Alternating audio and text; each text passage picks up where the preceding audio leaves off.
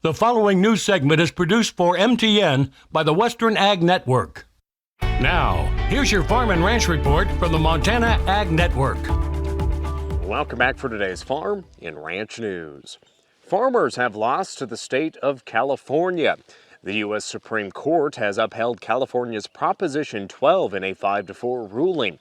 The court dismissed a lawsuit filed by pork farmers against the law on the grounds that they did not state a claim of damages.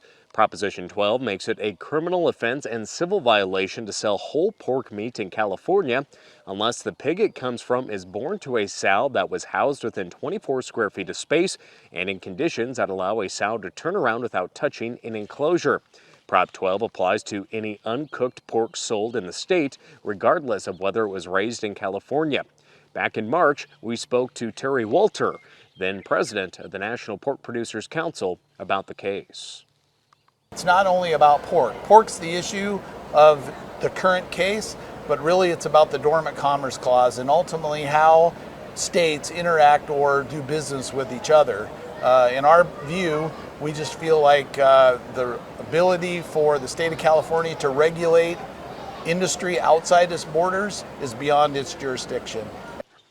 After the court's opinion was released, the National Pork Producers said they were deeply disappointed in the opinion and that they were evaluating it to fully understand all the implications it will have. The pork producers also said they will continue to fight for the nation's pork farmers and American families against what they call misguided regulations. In its argument, the state of California said that its residents choose to pay higher prices so as not to provide a market to products that they viewed as morally objectionable and potentially unsafe. Because the law does not attempt to give an unfair advantage to its state's farmers, the state of California contends the provision does not violate the U.S. Constitution.